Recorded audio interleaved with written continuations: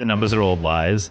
Especially if you have more than one of these, it's just disgusting what's going to happen to you. The ability to 2-for-1 more frequently than people maybe give this card credit for. Just think we all think it's a little too slow. Really fun. Really I mean, I fun. agree. Evans, if you think this card is not exciting at all, you just hate... She's just vastly overshadowed by the... They did that on purpose. Seems very hard to come back from that. the most OP combo of all.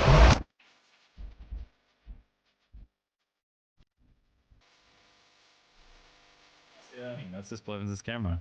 Well, No, true, yeah. in the old days, It's I used really- to do that all the time. But right now, we are on the winning time, the winning point. Not the winning time. That's another show. Winning point, episode That's my 2. other show. I am Blevins, Casanova, Charmer, and Pastry Time here. What's up, Heyo. y'all? Woohoo! I don't know. I'm looking at cards. I'm just still staring at cards. There's so many cards. I'm about to play 3 Days of Magic, so I'm excited. But I'm also excited for more Riftbound cards, so everything is That's good. true. Pastry off to Magic Con. Yep. That'd be good.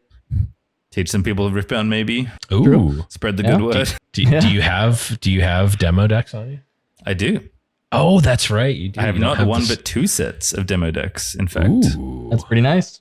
Well, if you That'll be see Pastry at MagicCon when you hear this episode, after MagicCon has ended, It'll be way too late. Yeah. It'll be Magic Con. hopefully you just knew to do it. But we're in the middle. We are in the middle of reveal season. We're going to be talking about a lot of cards and hopefully not wasting more time doing stupid bits at the front of the show that I started for some reason. And we're just going to jump right into the cards. We got a ton this week. Where do we want to start? I want to start with the maybe, I don't know, least exciting card we got this week. I'm starting with Sky Which Splitter, which is an yeah, we can start there. 8 resource, 1 might power. Did I get that right? Power. I said it. No, it's Yeah. might. Power. I It's said it might. right. Power is... Oh, wait, No, you mean might- the recycle cost? Yeah, Sky Might- Splitter. Sky Splitter. Yeah, Might might is the Eight is energy. fight. Might is fight. Power is recycle. no, but Yeah. Yeah. okay. Angie. No, it's 1 It's fine. Angie. It's 1 You got Angie it. resource. There we One go. Angie. It costs 1 Angie. Yeah.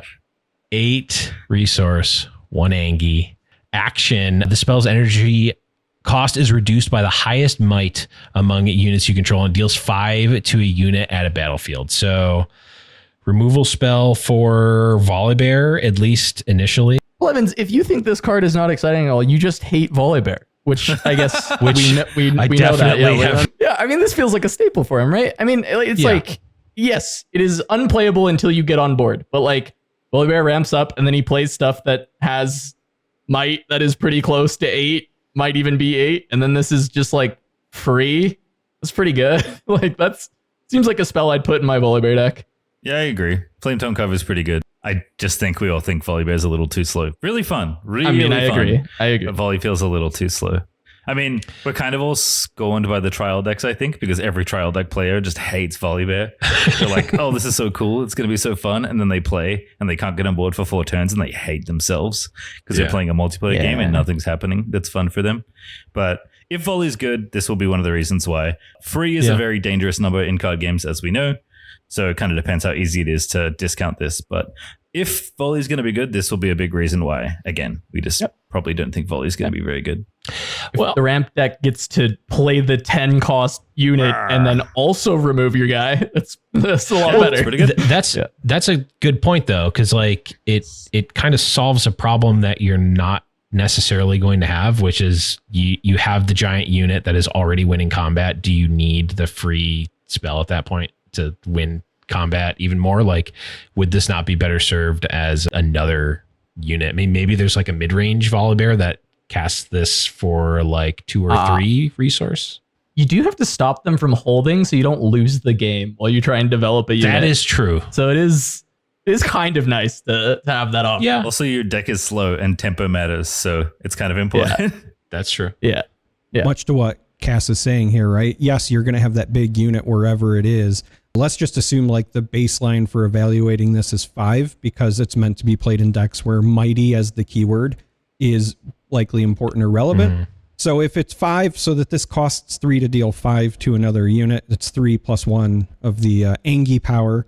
I think that's still fine, if I'm being honest, because that's a pretty big swing. And even in mirrors, because again, that 5 threshold is where Mighty turns on. Like this takes out other Mighty units as well. So I think, much like everyone else here, Volibear, at least from what I've seen so far, leaves a little bit to be desired. But as far as tools go, I think that this fits very well in it. You just can't tell because my face is now frozen as I do my best Blevins impression. I wish I had my hand by my chin because it would have frozen almost perfectly. We're really podcasting this time. That's fine. We're going off. You're next. Right. I think that's probably good on Sky Splitter. We can kind of go down our little list here that we've got on our episode notes. We got Captain Farron. That's another Engi card that's been put in. This is 4 energy, 1 power. From the Engi domain. It is a 5 might, so it is mighty. But it says other friendly units here have assault just 1, so just +1 for attackers. So this is supposed to come in with a wide board and give an anthem effect. To me, immediately, I would just say it feels like a little expensive to be like an anthem generator for your board, especially since early on, a lot of the Fury domain stuff has not felt like it's gonna go aggressively wide, at least not to the point where you'd want just an assault +1 anthem on a 4 cost. I feel like you just want to play one bigger unit, maybe with accelerate around that curve. But I could be wrong. Yeah, Darius probably wants to go wide with how Legion works. So that's true. I guess if you have a big enough board, it's decent, but it's a lot to pay for. I don't know how much might like. Probably 2, maybe. 2 doesn't seem that much. I mean, the stats are decent at 5 might for a 4, but I don't know. Interesting unit. If Darius is good, again, this is probably one of the reasons why, but you might be happy with the cheaper units anyway, and then just have Darius finish things off, but kind of depends what your curve looks like. It's really weird to evaluate curves in this game because the numbers are all lies, because the number 4 sounds like 4, but it's actually closer to 2, so I don't know. Yeah. Yep. Yeah, I feel like I want this in a Victor deck, but this does not fit in. Yeah, you can't though. Like, yeah, they did that on purpose. Crazy. Yeah, that makes sense. It'd be great in a Victor deck. I agree. It'd be awesome. Yeah, it's not coming to me right now. Like I don't see I can't imagine the deck that this is in at the current juncture. Like it just feels like it's too expensive for aggression and like not high enough impact is what it feels like, but yet to be seen. And of course, all of the former lore players are wondering where all the decimates are at because RIP. I just want my decimates. That's all I want. All right, five cost. Just gain 4 points. Should that be gain? No. Take 4 points from your opponent. There you go. I guess. I mean, we can just keep staying within the Engi domain here. Yeah, because the next one that I want to bring up, this is actually I think it's my favorite one from the reveals so far, at least like the recent set of reveals that we've gotten. This is the card that I'm maybe like highest on immediately, and that's Immortal Phoenix. This is 3 energy, 1 power for just 3 mites, which sounds immediately horrible when you just say that, but then it has Assault 2, so +2 when it's an attacker. But the really impactful part is when you kill a unit with a spell, you may pay 1 energy and 1 power to play me from your trash. So you can kind of just infinitely, quote unquote, because there is a condition, recur this Immortal Phoenix back to the board from your trash. So in a Jinx deck, you discard it, kill something with Get Excited, and then you get to bring on this, 5 might attacker essentially, because that's what you're wanting to do with the deck is usually use Assault and actually attack. Or in Kaisa, it's like another way to get on board when you're mostly slinging spells. Yeah, I was actually trying to figure out. So I went back and checked Darius's legend ability because I was like, why is Farron 5? That seems like so much. And then I forgot that Darius gives you a generic resource, which is one of the reasons they can maybe afford to cost it a little more. So that changes my evaluation of that card a little bit. But I don't know if you can pay generic costs to play this, which would be also really good. I don't know how much discard Darius has access to, but in any deck where you can reliably cheat this into play from your trash, you probably want to play this. This is probably going to end up being like one of the more frustrating cards, one of the more common cards you play against in any sort of aggressive or mid-range strategy. Yeah. Like you are going to get eaten by Phoenixes in so many games. Like, especially if you have more than one of these, it's just disgusting what's going to happen to you. Like if you just got 2 of these and they play 2, you get a turn, I guess, before you get exploded, but then you get exploded, and it seems very hard to come back from that. Yeah, because there's no reason you wouldn't be able to just play multiple from your trash after destroying one unit with the spell, right? There's it doesn't have it. Yeah, you can just play all of them, right? Yep. Be nice. I really like the synergy with Get Excited. You just get to cast your Get Excited for 3, essentially. Yep. Discard exactly the Immortal Phoenix in your hand and just bring it back if it can kill something small, which is a good way to get it out pretty early in the game as well and start getting that train rolling. It's also funny that we talked about seals probably not being in that high counts in many decks, and Jinx might be the deck that wants all 3 of her Fury seals, just because it's possible. You don't really care about your runes, but like paying your costs when you're trying to do a bunch of this stuff makes sense. And Accelerate is another thing you have to pay for. And seals are just better when you have that much deck churn, right? Because like one of the issues with seals is that you're like drawing the seal instead of a card. Yep. But with Jinx, it's kind of like you can just rummage them away. That doesn't really matter. You're just going to keep drawing more. Yeah. Also, there's the Jinx that discard, so like you can just dump this from your champion zone if you want. This makes Jinx a lot better, I will say. Jinx is like, I don't know, kind of okay. This makes Jinx a lot more powerful.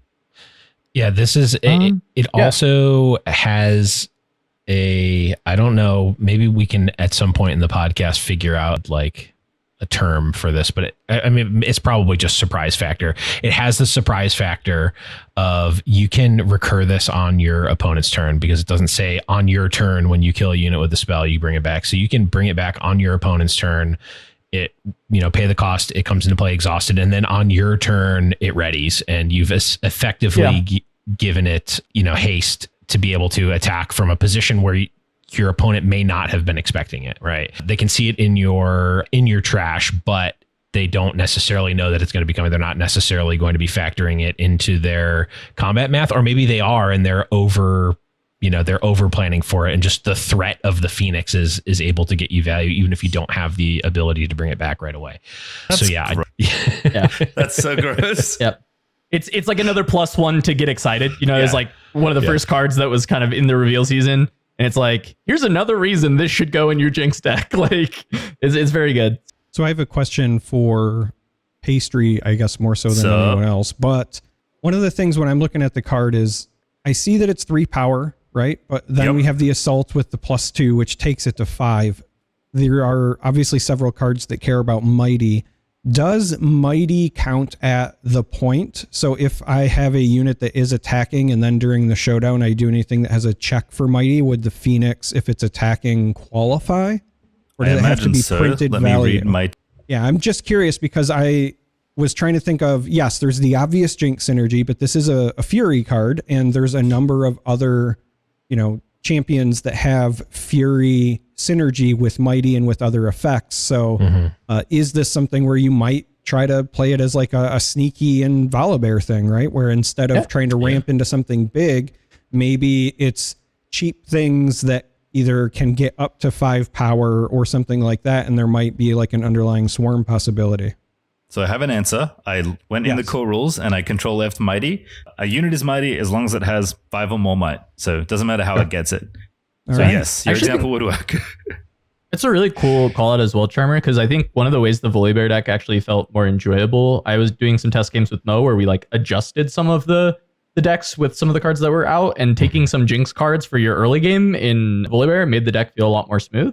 And I think like a 3-drop like Immortal Phoenix, that you actually just play it as this kind of smaller body for the early stages of the game, let it trade off, just buy yourself some space. And then having this kind of additional effect later with your Sky Splitters is kind of neat. It's especially because Blev is talking about destroying something on your opponent's turn, and then this coming in essentially ready for your turn. A Sky Splitter would be a great way to make that happen. So it was, because I wasn't considering Volibear, because I think that deck is atrocious initially, I didn't even think about that. And maybe that makes the deck a lot better, actually, having some more access to these early plays. I don't know. Whenever I see new cards like this, whenever we go through any reveal season for any card game, I always think about like, okay, there's going to be the obvious application, but game designers tend to be pretty smart and they want a lot of synergy to exist. So I usually try to think of like, all right, what are the other ways that this could be used? And that jump up to 5 specifically, thus triggering Mighty for a bunch of things, just jumped out to me because it's a Fury card. Yeah. This is probably the best Fury card, by the way, from what we've seen. I can't think of one that's better than I this agree. looking through it. I don't know how good we think Fury is. Like, I think at the end of the season, we'll probably rate the colors from best to worst. Oh, I guess from second to sixth, because yellow is just going to go on top. I mean, I'll go on record saying that I think that Immortal Phoenix is one of the best cards in the game. And like, if I'm wrong, then that's fine. But I right now, knowing very little about the game because there's limited experience, I would put this as one of the best cards in the game. I also want to go on the record to say, what the hell is Fury? It's Angie, please. Thank you. Yeah, it's Angie. It is My bad. It is angry. Yeah. It's Angie. We want to keep rolling, or Blood, do you have more to say on the Immortal Phoenix is going to come up in other card discussions, so I'll put a pin in. I'll put a pin in it. Yeah, that's fine. We'll stay on the Angie train, right? We got one. Let's do it. Well, we actually have a couple more Angie. So much Angie. We got It's Drake. some Angie Angie champions. Oh, do you want to do Draven? We can. There's two of them. There is. Okay, we'll do Vayne then. This one was contentious in the community Discord for sure. Yeah. We have a 4 energy, 1 power, 2 might. Gross, terrible. But assault 3, so goes up to 5, becomes mighty, if you Becomes will. mighty. Interesting. If an opponent controls a battlefield, I enter ready. So essentially just getting free accelerate if your opponent controls a battlefield. And when I conquer, you may pay 1 energy to return me to my owner's hand. So you can theoretically play it again in the same turn, or you just continue to play this like 5 might attacker on each of your turns to try and prevent your opponent from keeping holds without actually risking the body as a defender, which is something that I think Angie likes to do. They like to be able to pull back these assault attackers and keep sending them just winning off of conquers instead of holds. Yeah, there's one thing I want to... No, go ahead, Charmer. Oh, I was just going to say, I have a hard time evaluating it because I think it's going to depend on how many times you actually want to replay it. 4 feels like it almost might be a hair too steep, especially when I'm comparing it to the Phoenix, where that's got an initial cost of 3, and when you're attacking, it's got 5, and I can get that out of the trash every time. Whereas with Vayne, I have to always pay the 4, and then when I conquer, I also have to pay the 1 to return her. So she's more resource intensive to loop. But not knowing anything else about the rest of the game, I would imagine returning to your hand is long-term likely more valuable, because at some point, even if it's not in this foundational set, I think that we're going to have stuff that allows you to, get rid of things out of folks' discard piles. That's a pretty common card game thing that ends up, entering game design. So I want to say that I like her in theory. I just worry about how costly she is to do what she does. She very much reminds me of, I don't know, she's like the unit version of a Hammer of Bogarden. I know I'm showing my age with that Magic reference. Whereas the Immortal Phoenix is more like the Ashen Ghoul of the mix. Again, all of my Magic references are going to be pre-2000s, so Arclight Phoenix exists. It's just Ashen Ghoul. It's fine. Yeah. I mean, it's ironically closer to Ashen Ghoul, I think, than Arclight Phoenix. Because of the costs. Like, I was the pay 1, get a 3 power thing. I was anyway. That's my thought process. So I think both have their uses. But I think that when I'm looking at them, unless there's a deck where I absolutely want to run both all the time, I just lean more toward the Phoenix.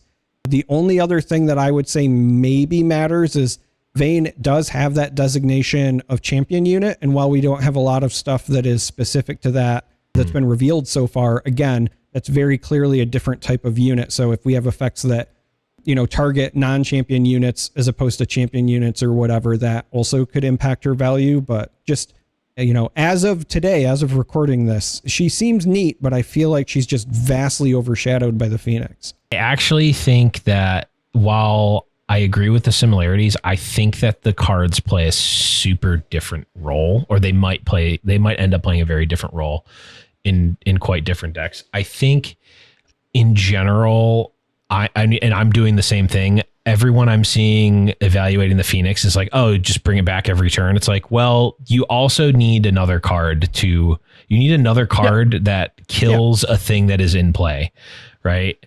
So, and again, like a lot of the removal only targets units at battlefields. So if your opponent, if we're getting to a meta where we know Immortal Phoenix is dominating, it's like, okay, I'm going to be very careful about when I'm actually playing in battlefields, right?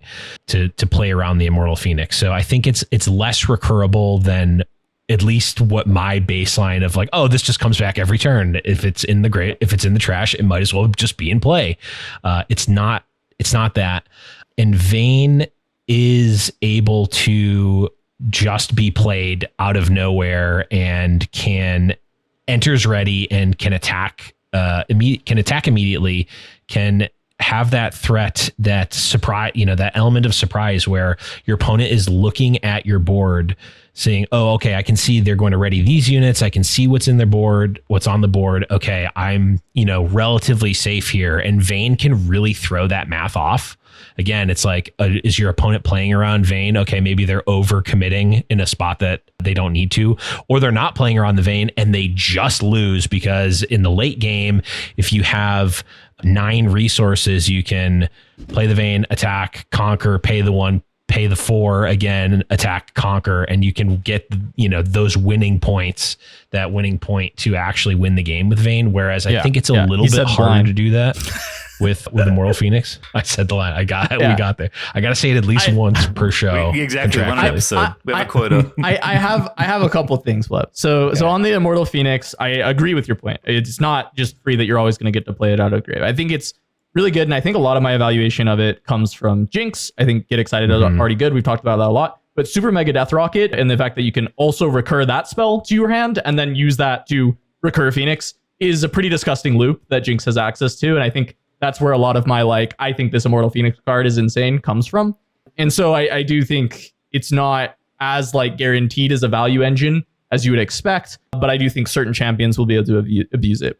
The similarity between the two cards that I do see is the fact that they're value engines, right? I think this game, you start with 4 cards. I guess you drop to 5, right? But that is a low number of cards when it comes to card games in general. Cards are extremely valuable. And so the ability to recur in any form in this game in the early stages is quite good. Just like I actually will evaluate card draw very highly in this game. I think it's really, really important card draw. But I think Vayne gives you a little bit of the ability to 2-for-1 more frequently than people maybe give this card credit for. The speed at which spells come out makes this 2 might before assault a little bit less relevant.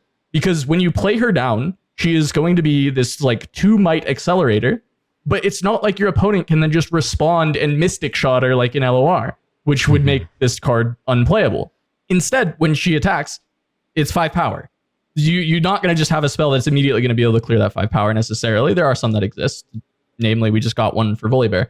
But outside of that, 5 power is pretty good at being able to trade and sometimes even trade equitably, positively. You're going to take out the unit, you're going to get the conquer, and then you take Vayne back. And now they've lost a card. You are keeping this card that you still have in your arsenal to be able to play as a 5 power accelerate unit later on for 4. And I think that in itself is quite good. I think these 2 cards are good in different decks though, because I don't know that I want Vayne in Jinx because I don't want to hold cards in Jinx. I want to have no cards, so I draw more cards. Whereas I see Vayne maybe working in some of the other Fury heroes who don't maybe have that much access to card draw to play this Vayne as a value engine. And that's kind of how I see her and why I kind of like the unit. I think if speeds were different in this game, this unit would be unplayably bad because of the 2 might. But this is not a 2 might unit. I think that 2 might is super fake. It is a super fake value that exists there. Yeah. The more I look at this card, the happier I am about it, to be honest. And I think it maybe is okay in Jinx, but you'd have to be kind of a mid-range leaning Jinx deck for it to matter. It's a bit weird. But I never thought I'd say this. I might be becoming a Darius enjoyer. This card seems really good in Darius. You might be able to play both Phoenix and Vayne in Darius. Darius pays for Vayne's recall cost if you want to put it back in your hand. Ooh. Because you've already played a card. So if Darius is unexhausted, your Legend can pay for it. Also, with Vayne being kind of pricey, it's a little weird because the Fury cards are a bit discounted if you're playing Darius because you have access to an extra resource a lot of the time. And if you're already planning on playing a lot of seals because you have a lot of power cost to satisfy in Angie, then Darius' Legion is going to trigger way more often. In fact, you can technically play a 4 on turn 1 if you're going second, which I don't know if that's ever going to be good in Darius, but if you just float your runes, play a seal, and pop Darius, you can play a 4, which is kind of nuts. Yeah, between this and Noxian Guillotine, which is a pretty big reason to want to play this Legend, I don't know. Yeah. It seems really good. And also his other color is yellow. So a lot of good cards in that too. So I think this is better than it looks. And I think Darius is a lot better than he looks from at least my first evaluation. All right, let's move on. We've got our last Angie champion. That is last Angie champion for this week. It's Draven time. It is a 5 energy, 1 Angie power champion here, 3 might, and well, that's also kind of a fake number because Draven's might is increased by your points. Man, I'm good. Keyword big. Yeah. So between 3 and 10 at best. Yeah, at best he's 5 for 10. Well, could be 11 with that one of the battlefields that was revealed, but yeah.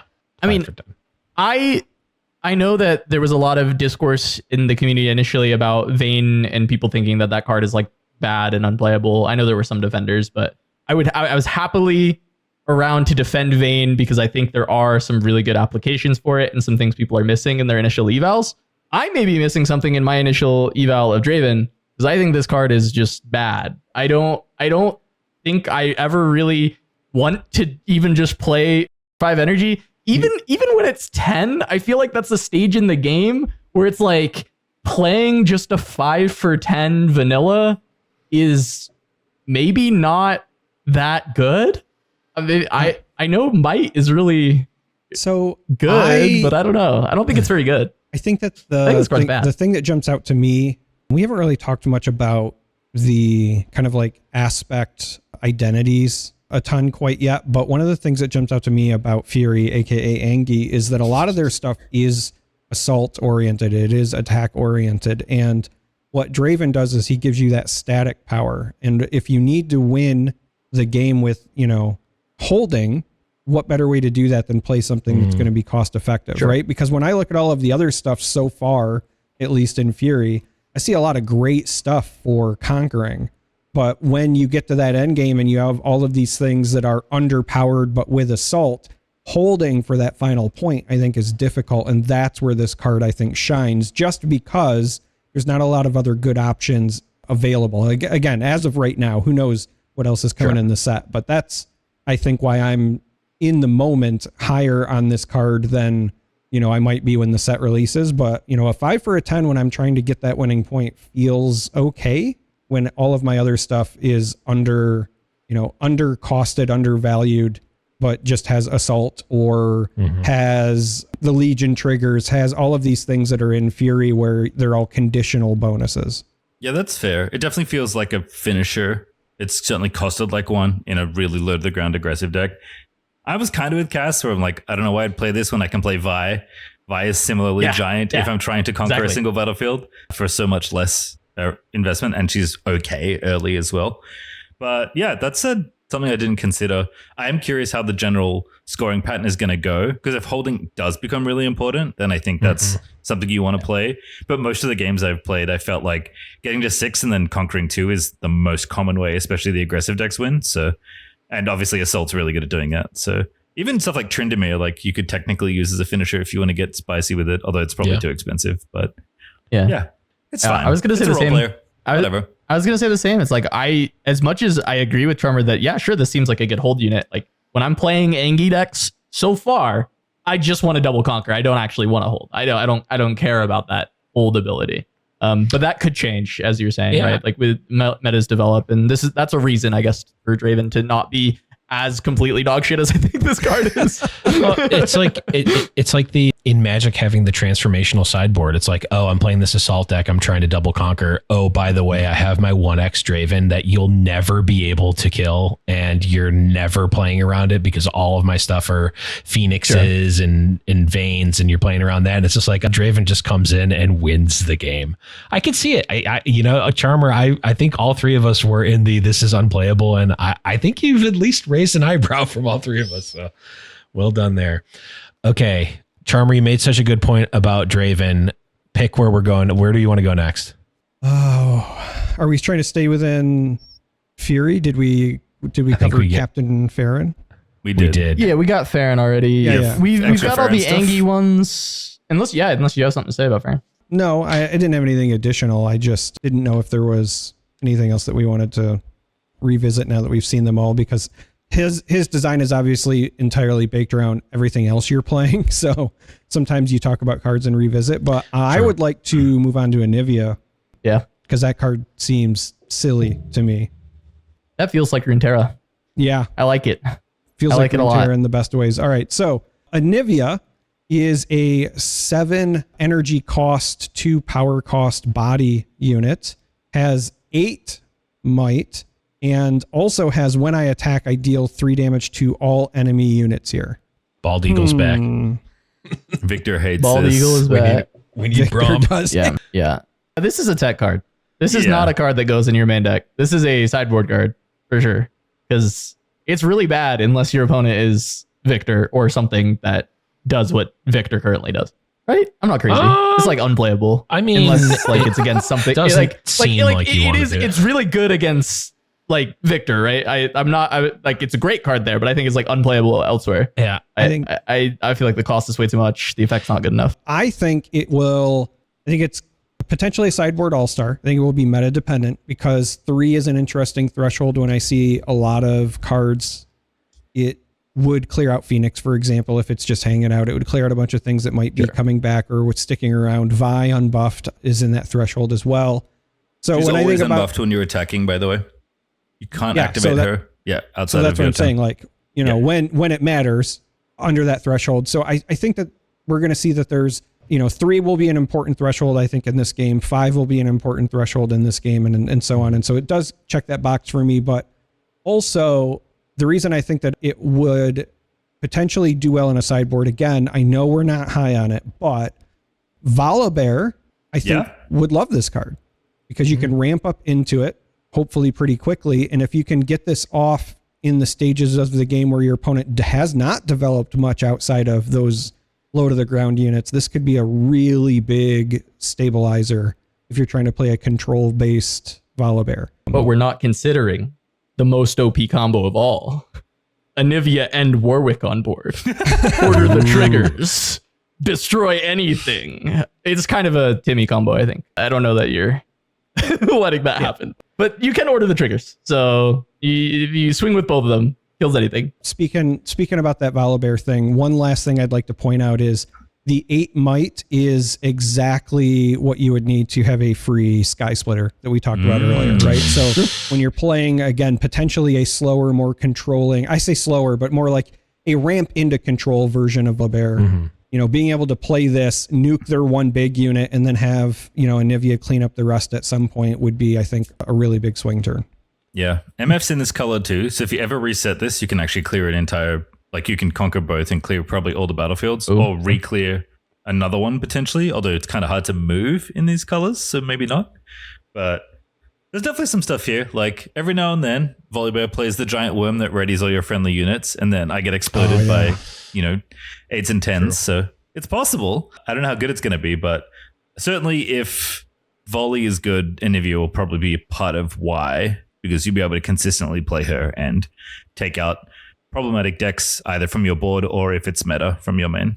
Yeah, I think the biggest issue that Anivia has, unlike the Legends of Runeterra Anivia, is that you have to play the Anivia in exhausted, face up, like just screaming, I'm going to do the Anivia thing.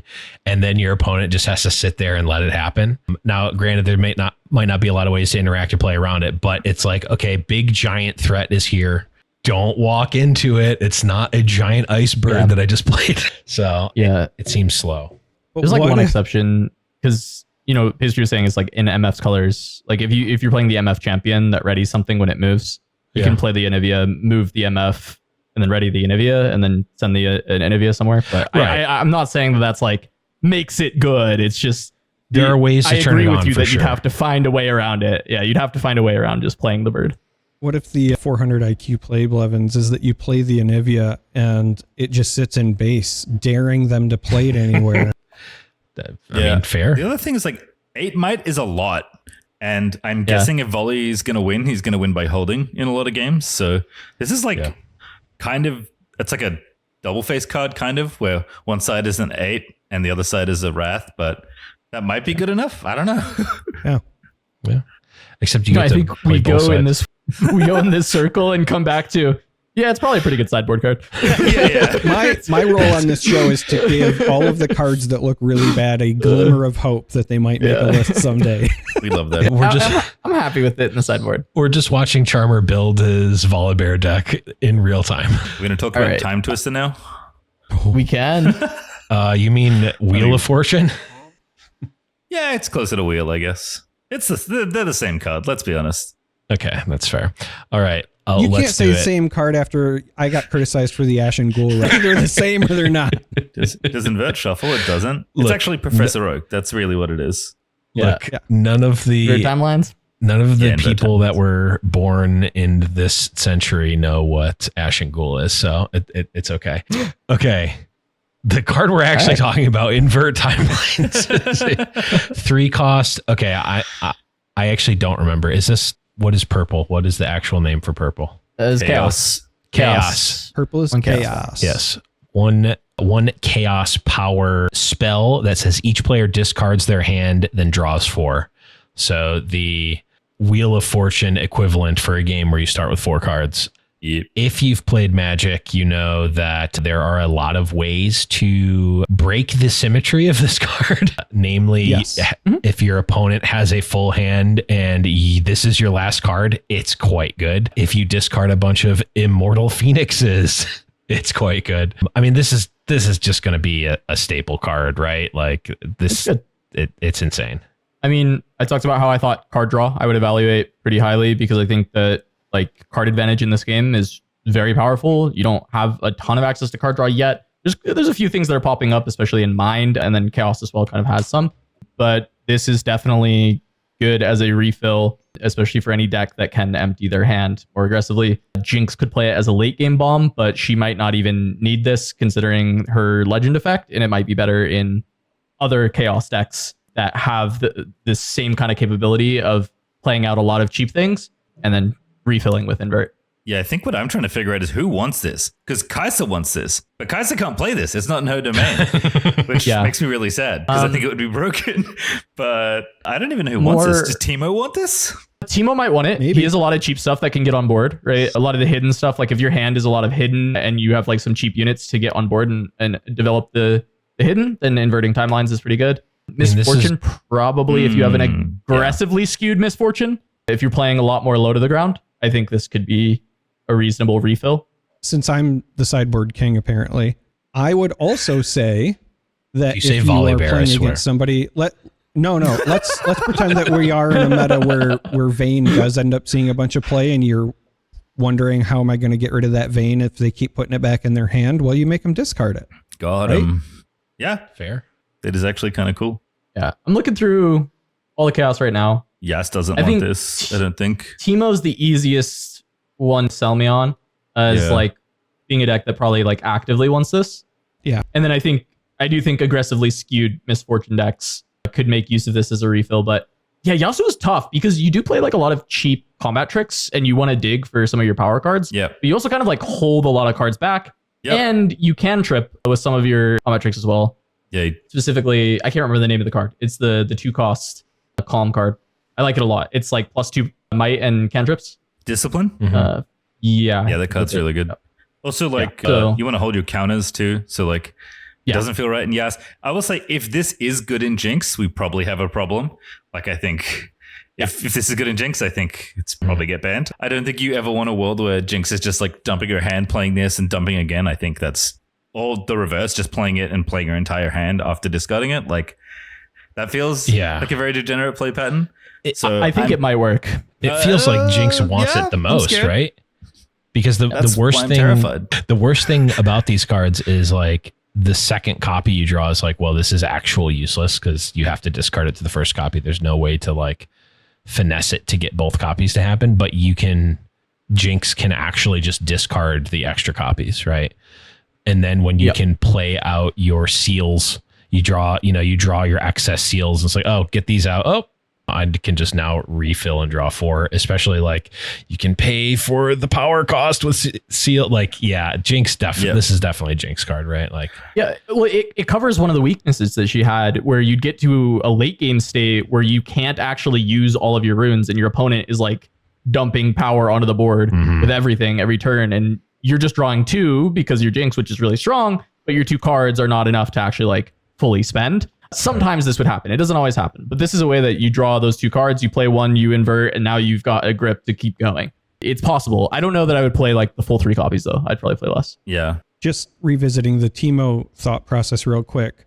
Because Teemo wants to control someplace to be able to play the hidden cards, I do think that we're going to see some very like low cost aggressive units in his deck as well, where you try to take control of one of the battlefields early and then play those hidden cards. Because you're playing the hidden cards, at a discount, you will be emptying your hand pretty quickly. But the other thing that jumps out to me is signature guerrilla warfare lets you get the cards back from your trash. So if you are wheeling and putting some of those there, then you can just kind of use guerrilla warfare as a tutor for whatever you discarded when you need it later. Teemo card. Really good Teemo card. I'm glad Defy hits this. That's all I'll say. You can Defy this for one. Yeah. Well, I've got a card that you cannot defy, and that is Yasuo Windrider. We got the other Yasuo. I love this card. That's cool. It is, according to Dave Guskin on the internet, it is his favorite Riftbound card. And this is a 5 cost chaos power, 5 energy and a chaos power for a 4 might champion unit. It's got ganking, and the 3rd time I move in a turn, you score 1 point. Alt WinCon online. You want me to start? Yeah. Okay. My initial thoughts on this, I mean, alternate win cons seem like they're going to be good in this game. I think it's something you're going to want to have your eyes on anytime one exists. So baseline evaluation there, it's like, okay, that's probably decent. With the current card pool, I can't look at this card and think it's very strong until we get more, because currently there's only 2 options outside of playing Misfortune and playing it in Yasuo. Let's say in Yasuo, there's only 2 options for actually getting the 3rd move. And it is Last Breath, which is Yasuo's signature spell, or it is this 5 cost chaos unit that I'm trying to find right now again. Madden Marauder, which is 5 energy tank.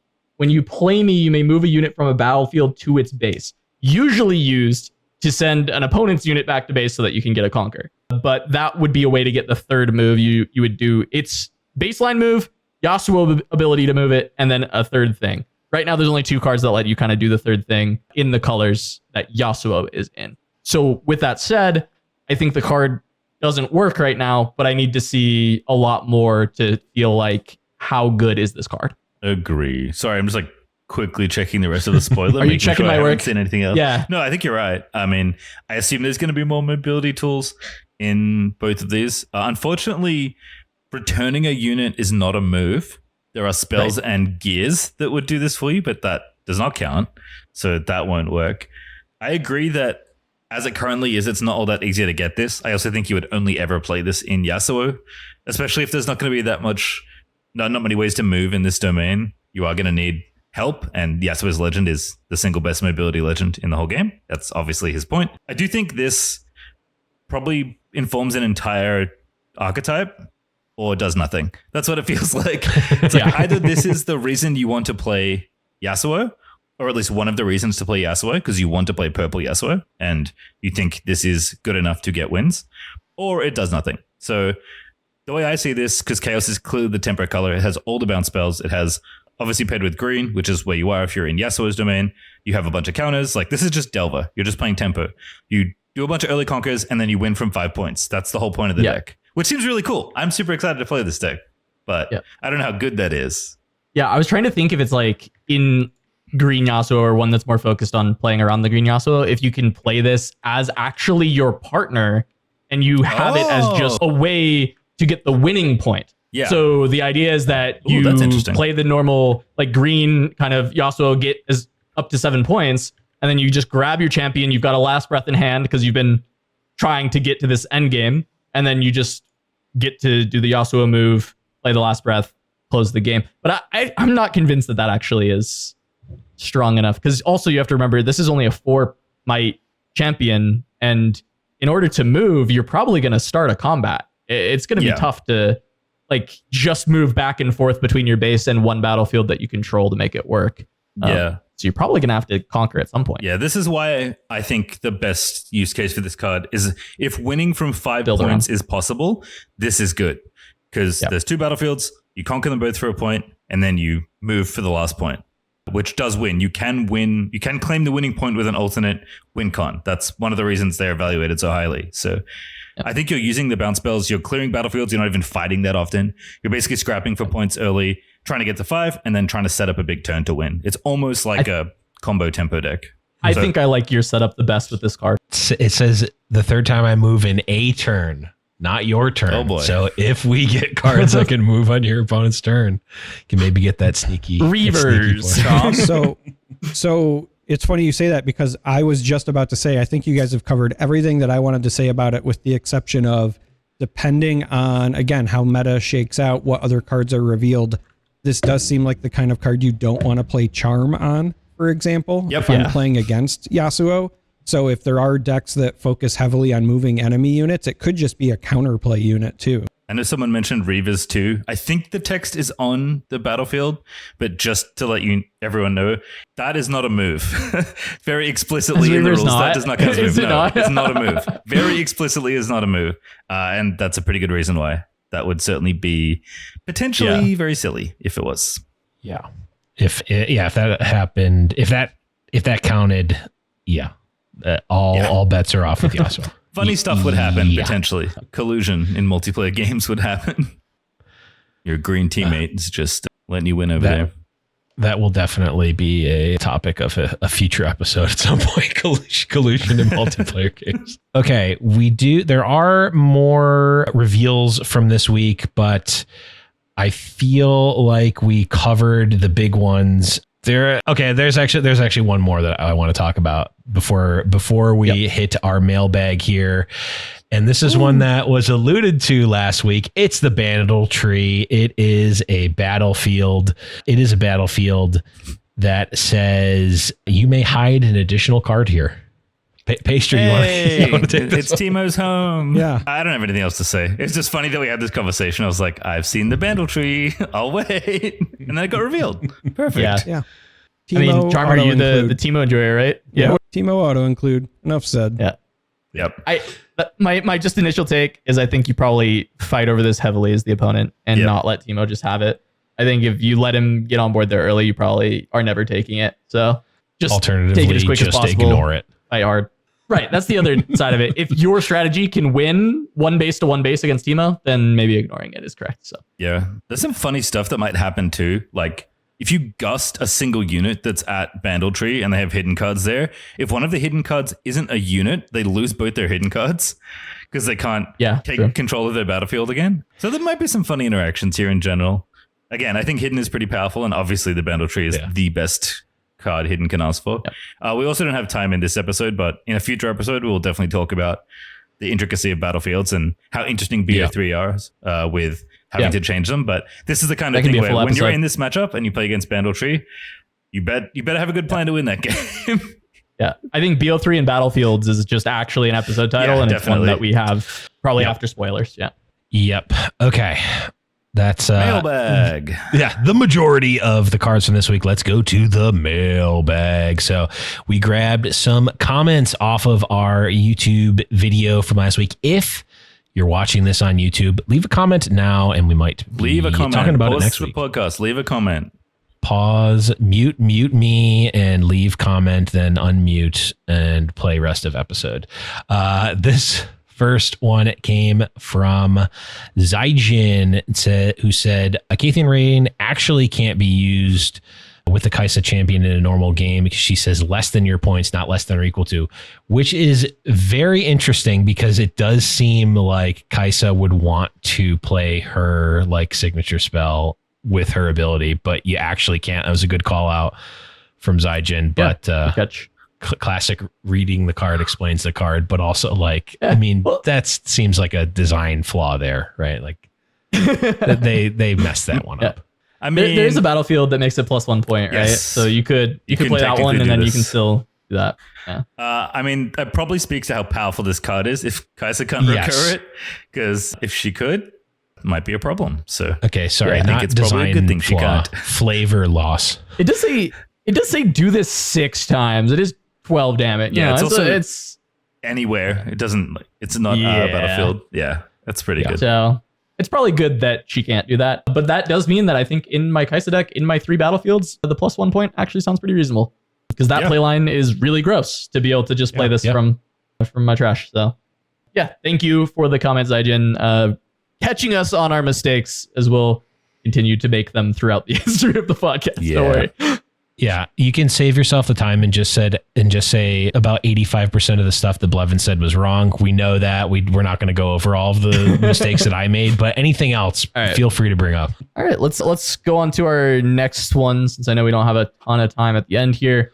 From Max to Para Gaming. Surprised to hear you guys say playing a seal is bad for tempo. Energy floats, so you can just exhaust the rune before you play the seal and then play a card using the floating energy and the seal to pay the cost. You don't actually miss a step, which is true. That's the normal way to play seals. You want to tap first and then play it out. I actually don't remember saying that it was bad for tempo. It's very possible that we did say that. But I did go in the comments and I talked to Max about this as well. And I know one of the big things that I mentioned is, as much as it doesn't cost on this turn, on this single turn when you play the seal, it doesn't cost anything. You are still -1 energy on your next turn. You're not -1 power. The power gets to make up for the energy, but you are -1 energy. So there is a slight tempo hit, but that also depends a lot on like how this game fully functions on your resource curves and your power curves. It's really contextual. So I will have to wait and see, but there is like this initial, it is -1 energy as far as your tempo is concerned. That's not slide, by the way. That's a huge loss. Like, it's definitely depends on the deck. Okay. But like, maybe tempo is not the right way to call it, but that is definitely a significant trade-off you're making for playing these, and that is the point we're trying to make. Certainly. Yep. Yes. I made the same point in the comments because I also was not going back and forth, was having a discussion in the comments as well. A card that has a power cost associated with it, you're binning that rune that turn anyway. Yeah. So that you're not actually down a rune if you are playing a card that on also has on the same turn. So like if you're just playing the seal out without an additional follow-up, then it is tempo negative. But if you're playing a power cost card anyway, you're still on even footing. The thing that I think is the downside, and it wouldn't be tempo, but the downside is that you're playing cards that aren't as good as cards. Deck space is a finite resource. Like you only have so many spots in your deck. You're only going to draw so many cards in your deck. So having a percentage of your deck that is air, like trading off card power, like raw power level for immediate power, like the game term power, is a cost. Like it's going to be good in some decks, it's going to be worse in others, but it's not nothing to just play max seals rather. I don't think tempo is necessarily the right word. So when I was thinking about it, the way that I guess vocalize it is 2 ways. What Blevins is saying is that there is a deck construction cost, meaning that you have to weigh that opportunity cost of, do I include these? How many? And what am I excluding from my deck that could help me? The other cost is that you are lowering your energy ceiling. So if, you're on a turn and you've got 4 energy available, and now like, yes, the power part is still going to be there. Because remember, power and energy are 2 different things. You can still take advantage of the power, but your energy will now be 1 less than your opponent. If they kept playing 1, energy more or whatever every turn, they could play something that costs 5 when you're still stuck at 4, et cetera, et cetera. So your energy ceiling is what's impacted. And I think that's what we were trying to articulate the last episode when we were talking about tempo. It's really more so just like your power curve in terms of resources available to play the cards in your deck. And because this is a game where you have more than 1 resource, it's very hard to address what those concerns are because it's not linear. In traditional card games, it's pretty linear, right? You want to play your 2s on 2s and your 3s on 3s and so on and so forth, barring certain genre exceptions. But with this game, there are going to be decks I'm positive that care far more about power than energy. There's going to be some decks that care far more about energy than power. And one way or the other, when you play the seal, you're going to have to think about and accommodate for those changes in your play pattern if you do decide to include them. Absolutely. And I'm sure we will have future episodes where we delve even deeper. And I had to bring this one up. I had to bring up this will be our last mailbag question for this week. Again, thanks everyone who left a comment. Friend on of the show. Video. Friend of the show. Enemy of the show. Enemy of the show. Well, I had to bring this one. This one is from Emotional. It says, you guys want a hot take? I'm pretty sure seals are overrated. I think most decks should play. Some decks will play 2. And only like Jinx and maybe Darius aggro decks will play more than 2 seals. Also, I think Yas plays 0 smiley face. This was the point in the YouTube video where production will put up the clip of me saying pretty much exactly this. So it's definitely not a hot take, Mo. We literally talked about it on the show. Thanks, buddy. Yeah. Thanks for the comment, might buddy. be Yas playing 0, although it kind of depends on your Yas deck. Like, it's tough. It's interesting, actually, I think, in Yasuo the most, because your power costs in green are significant enough that being able to pay for them with seals feels really good. But also, your deck is best when you can generate a lot of resources and then use them all in one turn for a combo turn. So it depends how much you need to bridge to your mid-late game with things like casting Defy for a significantly less cost than recycling a rune. So it's interesting. I think, yes, most decks don't want as many as people want, although I do think Angie probably wants 3. Angie wants them. Angie wants them for sure. I think the more I've thought about seals, the more I kind of agree with Mo for the most part here. And he's even saying, in these Angie decks, like he probably wants seals. But I thought more about them and I'm like, if I'm not drawing this in my opening hand or shortly thereafter, do I ever want to draw this seal? And the answer is pretty much no. Like I really just do not want to see them later in the game. And so then you get to this point where it's like, oh, well, then I have to play 3 because I need to see it early. But then you don't want to see 2 of them early because then you don't have any real cards and you don't want to draw them later. So then 3 looks bad. So then it's like, okay, well then I play less, but then I'm less likely to draw it early. So there's this kind of catch-22 with seals. Yeah. And I'm definitely going to experiment with them. But as I was like going into a deck builder and messing around, more and more I was like, wow, I really don't necessarily want these. Sometimes my power cost is like 17 of one and only like 6 of the other. So obviously I'd want seals for this color, but now it doesn't help me when I have the power cost for the other color at all. I'm a lot lower on them than I originally was, outside of specifically decks that can just churn through their deck, like Jinx or Teemo in Legion. Probably wants like this Darius. too, but I don't know. Or Teemo maybe. Because Hidden is Rainbow, so it's interesting. Yeah. Yeah. For the dissertations that are being done with people going into hyper calculators and they're saying, all right, well, this is the, correct, right? And just full out, this is the mathematical correct number to run, blah, blah, blah. But because I'm not apparently the sideboard king, I'm going to stand by what I said, which is I think that we'll still see some in sideboards if deflect is very present in the meta, because the power cost to target stuff with deflect is pretty steep. And if you can offset that and your opponent is running a bunch of deflect, I would very much be happy drawing them even late. I think the mailbag segment is the best segment we've ever done. Thanks, production. Keep sending us your comments and questions. We love them. Bring them in. More comments. We'll do an entire mailbag episode at one point. We'll just become a React podcast. Yeah, that's the dream. Dude, literally you've no made prep, it when you become a clip show. Content. Yeah. Keep bringing them in. Yes. We appreciate the comments. Please do. One last thing on seals. Until Frank Karsten gives me the article, I'm not listening to a single other person. I don't care what anyone else has to say about them. But that is our time. We got another one in the bag, gentlemen. That is going to be it. Thank you, everyone, for listening again. Like, subscribe, all that good stuff. Leave comments on YouTube, because guess what? We're actually talking about the stuff that you're saying. We can read, and we're definitely active on those comments as well. So get them in there, get them in early, and get them in often. But that is going to be episode 2 of The Winning Point. I've been Blevins, that's Casanova, that's Charmer, and that is Pastry Time. And we will see you next week for another one. Bye.